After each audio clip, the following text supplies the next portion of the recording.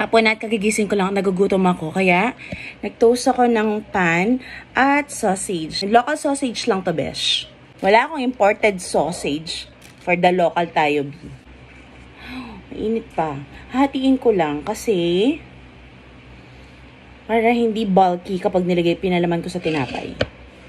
Wait. Okay. Ayan na siya. So, ito yung aking mga tinoasted na tinapay. Meron akong cheese whiz. Lagay natin sa aking tinaps. Ayan. Lagyan natin ng mayonnaise.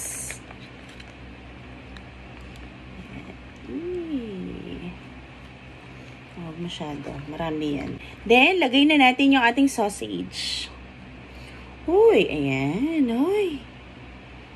Oh, bongga. Then, takpan. Let's start eating. Dahil yung siyan ko, di ko alam ano sinasabi. Nagugutom talaga. Ayan. Ay, wait lang. I have honey pala.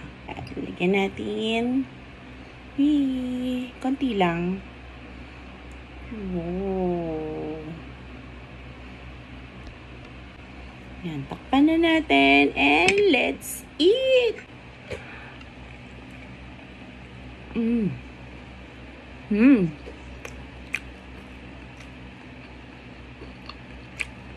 Sarap.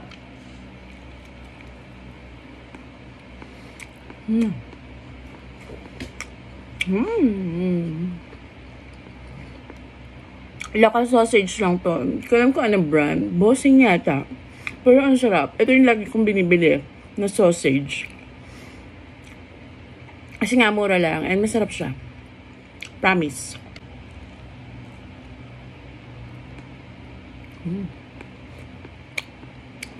Ay, minsan, ito yung pinambabaan ko sa mga anak ko.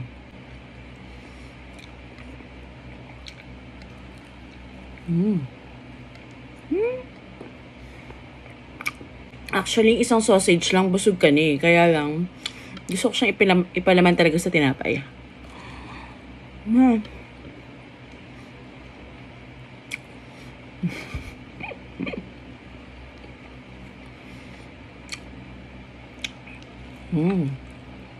Diba? Ang gulo kumain.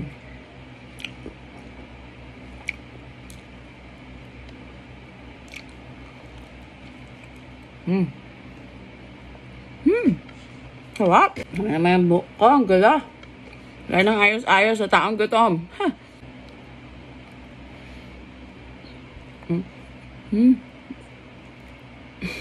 Kaya yung init na panahon ngayon, sobra na yung init nakakagutom.